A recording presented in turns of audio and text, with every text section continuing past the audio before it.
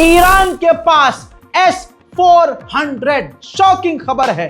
किसी को यकीन तक नहीं आ रहा है कि ईरान को अचानक से क्या S-400 मिल गया है, लेकिन ऑफिशियल ने दावा किया है। रिपोर्ट आपकी स्क्रीन पर है, सबूत सोर्स आपकी स्क्रीन पर है। ईरानी ऑफिशियल ने दावा किया है कि ईरान ने चुपके से रूस का खतरनाक air defence system S-400 Isfahan में टेस्ट कर लिया है, वो भी कामयाबी से। इसके बाद पूरी दुनिया में हड़कंप मच गया है, इजराइल की टट्टी निकल गई है। रशिया को इजराइल ने ऑफिशियली धमकी दी है, कहा है कि आप डिफेंस सिस्टम, रशिया ईरान को डिफेंस सिस्टम और फाइटर जेट ना दे। अगर ऐसा किया रशिया ने तो हम मॉस्को को अपनी सिक्योरिटी के खतरे वाले देशों की लिस्ट में डाल देंगे। इस पर अभी तक रशिया ने कुछ भी नहीं बोला है। अब उससे बड़ी खबर सुनिए, सबसे बड़ी खबर यह है कि इजराइल जब ईरान का कुछ उखाड़ नहीं पाया, ऊपर से ईरान मजबूत हो गया, ईरान में एकता नजर आई और ईरान की दुनिया तारीफ करने लगी कि लौंडे में दम तो है। तो अब इजराइल के डिफेंस मिनिस्टर ने सीधी धमकी आयतुल्लाह खामनाई को पर्सनली दी है। पर्सनली कहा है कि अगर आप आगे ईरान हमारे लिए खतरा बना और कोई भी ऐसी वैसी हरकत की जो हम नहीं चाहते कि ईरान करे, तो इस बार हम और भी ताकत से खामनाई के दरवाजे तक पहुंचेंगे। हमारे हाथ बहुत लंबे हैं और हम खामनाई की गर्दन तक पहुंच सकते हैं। पर्सनली ये धमकी खामनाई को दी गई है इजराइल के डिफेंस मिनिस्टर के द्वारा। ईरान के विदेश मंत्री ने कबूला है एक पॉडकास्ट में कि इजराइल ने जंग के दौरान उनको भी मारने की कोशिश की। उन्होंने बताया कि इजराइल ने तेहरान में उनके घर के बेहद करीब बमबारी की और जब ओआईसी मीटिंग के लिए वो जंग के दौरान तुर्की जा रहे थे तो उनके जहाज के ऊपर इजराइल ने ड्रोन उड़ाए। हमें अपने फोन बंद करने पड़े ताकि सिग्नल इधर उधर इस्तेमाल न किया जाए। सुन लीजिए। نه تلفن به من نزدم، یه چیزای تهدید چی؟ سایت ها نوشته بودن. تهدید چی؟ یه سایت اسرائیلی نمیدونم چی بود، اصلا برای من مهم نیست. اون عکس من رو انداخته بود که رفتم بالا سر پیکر سردار سلامی، یه عباراتی نوشته بود که ما مثلا نه من شنیدم یه بمبگذاری سمت محل اونم بود. آره سکونت شما یه دونه شنیدم بود، اونم دوستان گرفتن. حالا من دیگه خیلی جزئیات منفجر نشد بمب؟ نه اونو همون خونه روی ما بود که وسط جنگ. یکی دیگه من شنیدم مرز ترکیه اونجا پهپادا انفجار زده بودن. نه من متوجه نشدم حداقل. نه من متوجه شدم. چون ماشین آره دو سه بار که چه در مسیر رفت چه در مسیر برگشت، چون بچه‌ها تجهیزاتی دارن که تشخیص میدن، گفتن که ईरान के विदेश मंत्री ने पॉडकास्ट में कबूल किया कि अगर हम एनरिचमेंट बंद कर देते और अमेरिका और वेस्टर्न देशों की मांग कबूल कर लेते तो जंग ना होती, लेकिन उनकी मांग बहुत ज्यादा है, उनकी मांग हद से ज्यादा है, लिहाजा हम उनकी कोई बात नहीं मानेंगे और हम अपना काम बंद नहीं करेंगे। ईरान के विदेश मंत्री ने बताया कि हमारी पॉलिसी हमेशा से ये रही है कि हम जंग नहीं लड़ते, न जंग बढ़ाते हैं। हमारी जो लीडरशिप है उसने जंग से पहले ही कह दिया था और कई बार ऐसी जंग हुई है जिसमें ये पहले ही बोला गया कि अगर दुश्मन की तरफ से सफेद झंडा दिखाया गया और सीज फायर की मांग की गई तो हम जंग नहीं बढ़ाएंगे, हम सीज फायर कर लेंगे। इस बार भी ऐसा हुआ है। ईरान में आतंकवादी हमलों में 8 से 10 ईरानी मारे गए, जिनके नमाज जनाजा की जो तस्वीर है यानी आखिरी रसूमात की तस्वीर है कुछ इस तरह से ईरान से सामने आ रही है।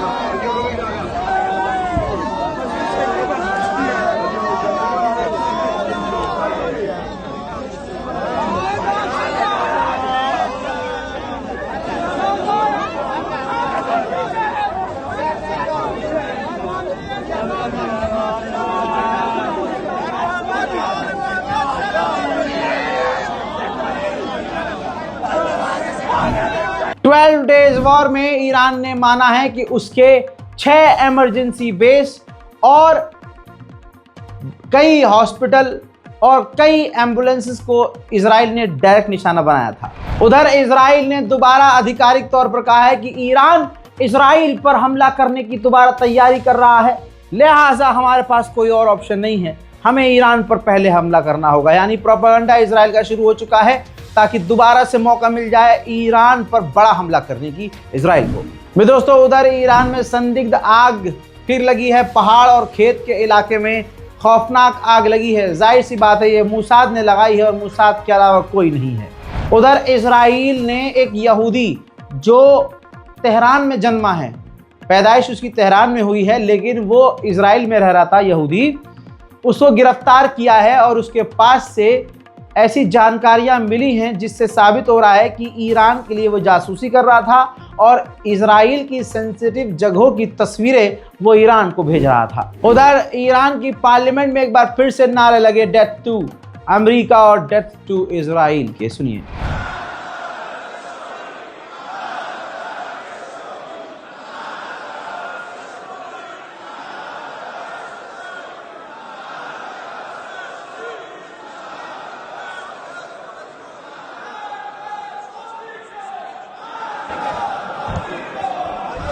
जंगजोर कॉरिडोर खरीदने की या किराए पर लेने की मांग चल रही है और हालांकि आर्मीनिया पलट चुका है कि वो लीज पर अमेरिका को नहीं देगा ये जंगजोर कॉरिडोर, लेकिन ईरान ने धमकी पहले ही दे दी है कि अगर अमेरिका और इजराइल ने इस कॉरिडोर को ब्लॉक करने की कोशिश भी की तो बहुत बुरा करेंगे। 16 जून की एक ऐसी वीडियो आई है जो तेल अवीव और हाइफा के इलाकों में जब ईरान की मिसाइल जाकर गिरी है तो हाल क्या हुआ है इजराइल का, वो मंजर आपके सामने रख रहा हूं। ये देखिए। ओफ, अल्लाह अकबर, अल्लाह अकबर। देखिए दोस्तों, ईरान की कुछ ही मिसाइलों ने इजराइल का क्या नक्शा बदला था। इसी वजह से तो दुनिया में पहली बार, इतिहास में पहली बार इजराइल ने सीज फायर करवाने के लिए छाती पीटी थी। ईरान के खुश्क बेजर और दूसरे इलाकों में ईरान की ही जनता ईरान की सरकार के खिलाफ सड़कों पर आकर प्रदर्शन कर रही है क्योंकि वहां पानी की किल्लत हो रही है।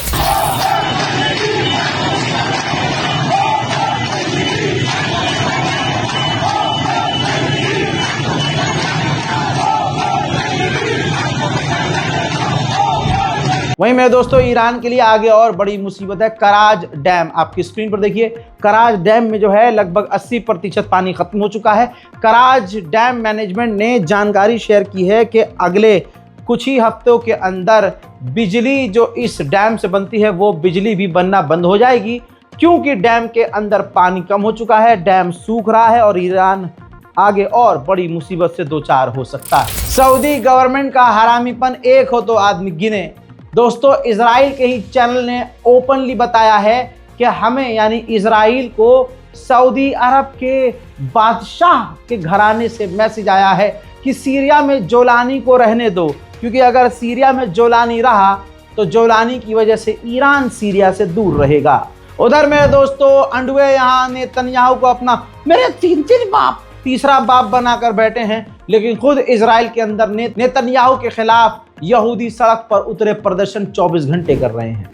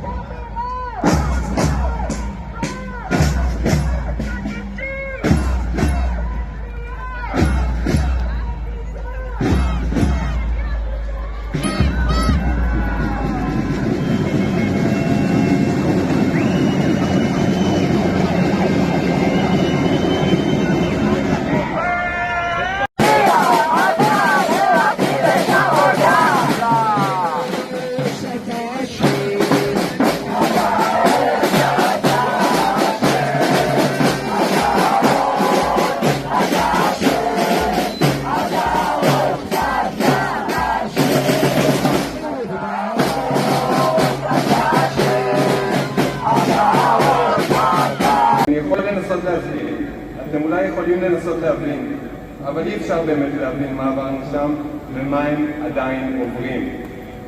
מה שאני כן מבין, ומה שאתם גם מבינים, וגם מי שמקבל את ההחלטות יודע היטב, זה שמי שעדיין שם מצבו גרוע יותר. עכשיו בשבי כל כך נורא. אני חצי שנה כבר כאן. אני חופשי, אני קם בבוקר, אני הולך לאן שאני רוצה, אוכל מתי שאני רעב, נכנס לשירותים בלי לבקש רשות. אבל האחים שלי והאחות שלי עוד שם, קשורים, רעבים, פוחדים. अमरीकी सेनेटर ने टीवी चैनल पर खुला बोला है कि अमेरिका गाजा के साथ वही करेगा जो अमेरिका ने टोक्यो और बर्लिन के साथ किया था, यानी अच्छा तो नहीं करेगा गाजा के साथ। उधर मेरे दोस्तों बैतुल मुकद्दस में हजारों की तादाद में तस्वीर आपके सामने, यहूदी बैतुल मुकद्दस में पहुंचे हुए हैं और कब्जा कर रहे हैं। हजरात इसी तरह से, क्योंकि भारत की जो अंदर की जो मतलब हड्डी है आरएसएस, और ये जो गोदी मीडिया है, और गोदी मीडिया को मैनेज करने वाला जानवर जो है वो खुद एक गंदे संगठन से है, तो प्रोपेगेंडा तो इजराइल का चलाएगा ही। तो दोस्तों खबर क्या चलाई गई, इंडिया टुडे, हिंदुस्तान टाइम्स का ये देखिए, हिंदुस्तान टाइम्स ने खबर चलाई कि जो ईरान के जो सुप्रीम लीडर आयतुल्ला खामनाई हैं वो पूरा दिन सोते हैं ड्रग लेने के बाद। रिपोर्ट ये कह रही है, इनकी रिपोर्ट क्या है, जो मूसाद का फेक चैनल है फारसी, यानी जो इजरायली चैनल ने फारसी में लिखकर शेयर किया, इनके गोदी मीडिया के जो हैं जाहिल, उन्होंने इजराइल के सोर्स से, वो भी फेक अकाउंट से, जो मूसाद का फेक अकाउंट है, उससे खबर लेकर पूरी खबर चला दी। अब इसके बाद जब दुनिया ने गाली बकना शुरू की और एक बार फिर से गोदी मीडिया की मारनी शुरू करी, तो हिंदुस्तान टाइम्स ने हिंदुस्तान का नाम बदनाम करते हुए माफीवीर की तरह तुरंत बिना कुछ कहे ट्वीट डिलीट कर दिया। और ऐसे भारत के बहुत सारे न्यूज़ चैनल थे जिन्होंने कॉपी पेस्ट करके डाल दिया था, बाद में अपना ही पिछवाड़ा चाट कर अपनी ज़बान से साफ करना पड़ा। इसी के साथ सच बोलने की सज़ा तो सबको मिलती है। अब दोस्तों इंस्टाग्राम जो मेरा था रज़ाग्राफी_ऑफिशियल, आपकी स्क्रीन पर देखिए, टेलीग्राम में ऐसे बहुत सारे अकाउंट है, और खासकर हिंदू समाज के अंदर जो अंधभक्त होता है, अंधभक्त टीम है, ये देखिए रामदूत सेना, जी हाँ ऐसे ही रैंडम सेना, ऐसे बहुत सारे मिल जाएंगे आपको जो आधिकारिक तौर पर ये काम कर रहे हैं कि अगर आप सच बोल रहे हैं, इसमें देखिए कई लोगों के नाम हैं, कई यूज़र नेम है इसके अंदर, वो मास रिपोर्टिंग करवाते हैं, यानी फर्जी जो इन्हें पसंद नहीं आता है, क्योंकि हम मोदी जी के खिलाफ बोल देते हैं, हम गवर्नमेंट के जो गलत काम है उस पर बोल देते हैं, हम अनभक्तों को रेलते हैं, हम गूखोरों को पेल देते हैं, तो ये बर्दाश्त नहीं हो रहा है। इनको जवाब हम देते हैं तो बर्दाश्त नहीं होता, सच बोल देते हैं, इनको नंगा कर देते हैं बर्दाश्त नहीं होता, तो ये क्या करते हैं, मास रिपोर्टिंग करवाते हैं अपने गुलामों से, जिसके अंदर गुलाम होते हैं 3-3, 4-4 रुपये में इन्होंने रखे हुए हैं कि भाई जो रिपोर्ट करेगा उसको 2 रुपया 3 रुपये दिया जाएगा। अब इनके पीछे पूरी चेन है, वो चेन सीधा भाजपा के IT सेल से ही जुड़ी मिलेगी, ये जांच का विषय है। तो इसके अंदर कई सारे लोगों को रिपोर्ट करने को कहा गया कि भाई इनके अकाउंट को, इनके अकाउंट को, इनके को, तो उसमें मेरा भी अकाउंट था, तो रिपोर्ट किया गया, कई हजार लोगों ने रिपोर्ट किया। सोचिए, नरसंहार करने वाले गंदी भीड़, बेरोजगार भीड़ के अंदर इतनी एकता है कि वो सारे झूठे मिलकर एक सच बोलने वाले को सोशल मीडिया से गायब कर सकते हैं। और हमारा मुसलमान जवान मार दिया जाता है 16 साल का फतेहपुर में, मुर्दा मुसलमान कुछ बोलता तक नहीं, डरा हुआ मुसलमान है।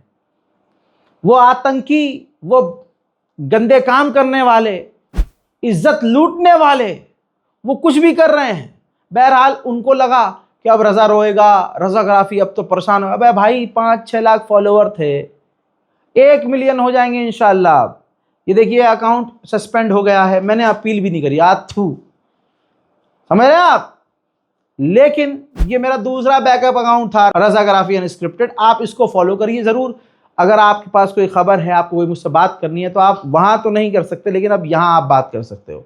इसके बाद भाई अभी 2-3 दिन अपने साथियों से बात करने के बाद देखेंगे हम अकाउंट नया बनाएंगे या कुछ और करेंगे, वो हम आपको अपडेट देंगे, आप उसमें जाइएगा, ज़रूर फॉलो कीजिएगा।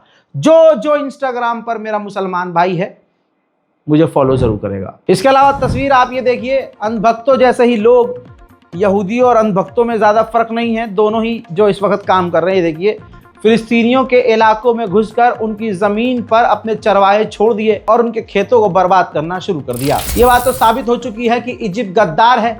इजिप्ट की सरकार सामने कुछ और है, पीछे कुछ और है। जैसे ही ये राज खुला, जो राज मैंने आपके सामने राज नहीं रखा था, पिछले 6 महीने से आपको बता रहा था कि इजिप्ट का ये कैरेक्टर है, अब जाकर दुनिया के मुसलमानों को समझ में आई है। तो अब देखिए, तुर्की के अंदर जो इजिप्ट की एम्बेसी है, उसके बाहर भी फिलिस्तीनी समर्थकों ने ताला लगा दिया है।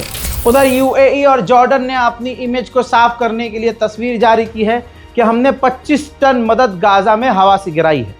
सोचिए, 25 टन, बस 25 टन मदद गिराई है, जबकि ट्रक के अंदर ही 40 टन मदद पहुंच जाती है। दिखावा है भाई, ये सिर्फ दिखावा था कि दुनिया से जो अरब देशों को गालियां मिल रही हैं, थोड़ी सी कम हो जाए। खुदा की कसम, पता नहीं मेरा दिल फिलिस्तीन से, गाजा से, भारत के मुसलमानों से इतना जुड़ा हुआ है कि मुझे दुश्मन की हर चाल का पहले से आभास होता है कि हाँ, ये देखो, ये ऐसे कर रहे हैं, इसका मतलब ये होगा।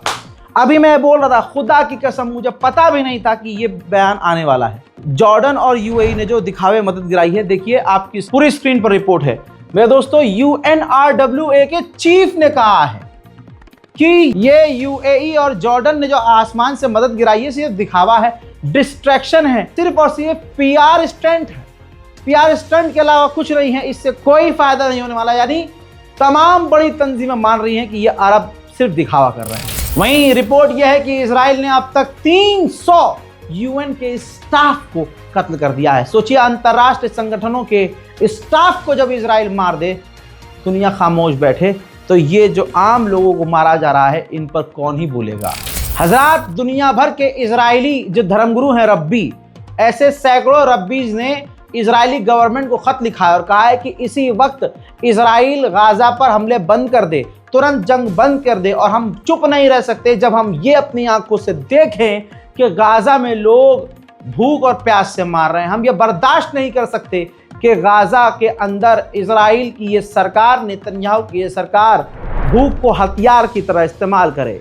उधर तस्वीर ये देखिए, इजराइल के हैवान सेटलर्स, जो इजराइल के अंधभक्त हैं, नेतन्याहू के भक्त, वो गाजा के अंदर जो मदद जा रही है उसको पूरी तरह से रोकने की कोशिश कर रहे हैं। अभी देखिए, गाजा के अंदर जब कुछ मदद के ट्रक पहुंचे हैं, तो वहां भगदड़ मच गई है, लूट खसोट हुई है, वहां छीना झपटी हुई है, जिसमें कई लोग बुरी तरह से घायल भी गाजा के हुए हैं। रिपोर्ट यह आई है कि अब तक इजराइल के 18,500 सैनिक बुरी तरह से घायल हैं। फ्रांस ने कहा है कि तमाम अरब देश हमास की निंदा करेंगे, हमास का साथ नहीं देंगे और उसको कंडेम करते हुए ऐलान करेंगे, जिसके बाद फ्रांस फिलिस्तीन को मान्यता दे देगा। मेरे दोस्तों, सऊदी अरब के विदेश मंत्री ने कहा कि 2 स्टेट सॉल्यूशन पर कॉन्फ्रेंस होने वाली है और इस कॉन्फ्रेंस के आयोजन से जो हमारा स्टैंड है वो क्लियर हो रहा है कि हम 2 स्टेट सॉल्यूशन चाहते हैं। मेरे दोस्तों, यूके के प्रधानमंत्री पर जोरदार दबाव है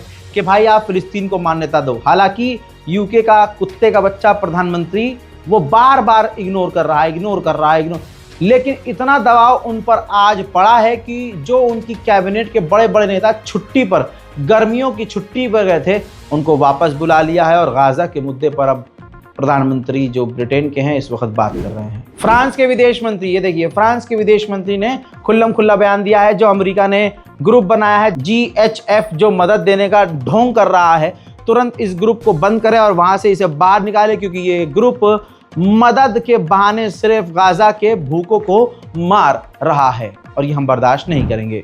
उधर लाल सागर में हुथीज ने कोहराम बर्पा कर दिया है। हुथीज ने देखिए अपने वीडियो जारी करके धमकी दी है कि फर्क नहीं पड़ता कि कौन सा जहाज है, किसका जहाज है, अगर वो समुद्री जहाज इजराइल से किसी भी तरह से लिंक होगा, वो कहीं का भी हो, हम उसे डुबा देंगे। लिहाजा तमाम देश इजराइल से रिश्ते तोड़ें और इजराइल के साथ काम करना बंद करें। इजराइल का हाल बुरा है, लेकिन बेचारा फटे तो फटे, नवाबी ना घटे वाला हिसाब है। तस्वीर देखिए, इजरायली ही न्यूज़ चैनल है जो इजराइल का एलाद पोर्ट दिखा रहा है। दुनिया भर से यहाँ जहाज आया करते थे और आज ये पोर्ट पूरी तरह से खाली पड़ा है, पूरी तरह से बंद पड़ा है। यहाँ पर काम करने वाले जो कर्मचारी हैं वो अपने मुंह से बता रहे हैं कि उनके पास हालात कितने ख़राब हो चुके हैं और ना अब उनको तनख्वाहें मिल रही हैं, ना वहाँ कुछ काम हो रहा है। नीदरलैंड ने अपने मुल्क में फेक न्यूज़ चलाकर, प्रोपेगेंडा खबर चलाकर अब ईरान को अपने दुश्मन और अपने लिए ख़तरे वाले देशों की लिस्ट में डाल दिया। जैसे पहले से उस लिस्ट में तुर्की, रशिया मौजूद थे, अब ईरान का भी नाम उस लिस्ट में नीदरलैंड ने डाल दिया है, जो देश नीदरलैंड के लिए खतरा है। उधर यूएई का ढोंग एक और सुनिए। यूएई का ऐलान ये है, रिपोर्ट आपकी स्क्रीन पर, कि यूएई वाटर पाइपलाइन इजिप्ट तक बनाएगा, इजिप्ट से गाजा तक ले जाएगा आने वाले। मतलब ढोंग देख रहे हैं अरबों का, कि वही अरब हैं, ऐसे ही अरब थे जो हुजूर पाक सल्लल्लाहु अलैहि वसल्लम को मैदान जंग में बनते सहाबी थे, अगर हमसे करीब कोई नहीं है मोहम्मद के, और वो मैदान जंग में छोड़कर पहाड़ियों पर बकरियों की तरह भाग जाते थे। जब जंग खत्म होती आ जाते, अरे आज बहुत तगड़े लड़े हम हुजूर, मज़ा आ गया, आपका रहमो करम ऐसा कि जीत हो गई इस्लाम में। अब हुजूर को पता था कि ये क्या है, लेकिन क्योंकि ग्रुप न टूट जाए, आपस में लड़ाई न हो, हुजूर खामोश रहा करते थे। आज दुनिया के मुसलमान देख रहे हैं कि यूएई ड्रोन कर रहा है, ड्रामा कर रहा है, लेकिन दुनिया खामोश है। ठीक है, करने दो जो कर रहा है ड्रामा। वहीं मेरे दोस्तों ये खबर देखिए, 3 इजरायली सैनिक को इजराइल ने जेल में डाल दिया, क्योंकि उन 3 इजरायली सैनिकों ने साफ मना कर दिया था कि हम गाजा में जंग करने, नरसंहार करने नहीं जाएंगे। डोनाल्ड ट्रंप की टीम एक तैयार कर रही है डील, जिस डील के अंदर हमास को बोला जाएगा कि आप डील कर लो और गज़ा को छोड़कर बाहर चले जाओ, कैदियों को आज़ाद कर दो, सीज़ फायर हो जाएगा। मेरे दोस्तों हालात अभी सख्त हैं, इस बारकोड का इस्तेमाल कीजिएगा ताकि गाज़ा और फ़िलिस्तीन के लिए हम खाना, पानी या कुछ छोटी मोटी चीज़ों का इंतज़ाम कर सके। इस रिपोर्ट को शेयर करना मत भूलिएगा और मेरा साथ मत छोड़िएगा, क्योंकि सच बोलने की सज़ा हर बार कुछ न कुछ मिलती है। लिहाजा जुड़े रहिए मेरे इस दूसरे वाले अकाउंट रज़ाग्राफ़ी अनस्क्रिप्टेड से ज़रूर जुड़िएगा, क्योंकि डायरेक्ट आप लोगों के बीच में ऐसे ही अपने अकाउंट से आया करता था। लिहाजा जो भी कुछ मैं आगे करूँगा अपने इंस्टाग्राम पर आपको बताऊँगा और आपसे वहीं लाइव बात करूँगा। मैं हूँ रज़ा और आप देख रहे थे रज़ाग्राफ़ी अनस्क्रिप्टेड। जय हिंद।